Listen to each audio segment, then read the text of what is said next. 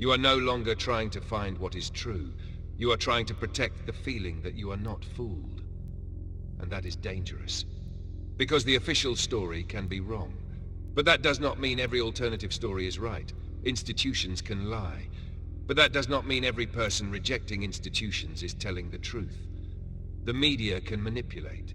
But that does not mean every viral thread is enlightenment. The government can hide things.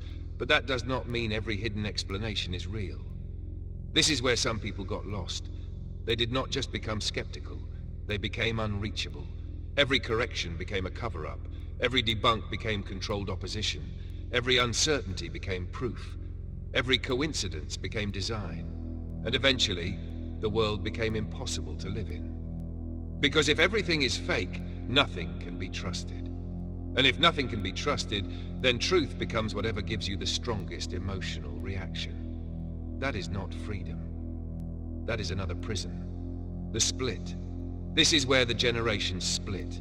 There were people who watched Zeitgeist and somehow came out with a sharper mind. They became more curious, more cautious, more aware of incentives, more interested in history, economics, media, and power. But there were also people who came out with a permanent suspicion wound. They could not return to normal life. They could not sit through a news broadcast without seeing manipulation. They could not hear a political speech without hearing theater. They could not look at money without feeling trapped. They could not watch people trust institutions without feeling like they were surrounded by sleepwalkers. And then there were the people who never watched it. They moved through the late 2000s and early 2010s with a different relationship to reality. Maybe they still trusted the mainstream more. Maybe they saw conspiracy culture as something weird people did online. Maybe they believed that if something important was true, it would be on the news.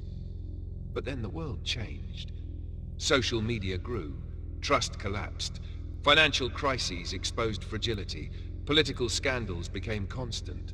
Wars became live-streamed. Algorithms learned to shape attention. AI made images, voices, and videos unreliable. Institutions contradicted themselves in public. Alternative media exploded. And suddenly millions of people who had never watched Zeitgeist started feeling something familiar. The ground was moving. The official version of reality no longer felt stable. And that raises a strange question. Were the Zeitgeist kids paranoid? Or were they early? The world became more Zeitgeist.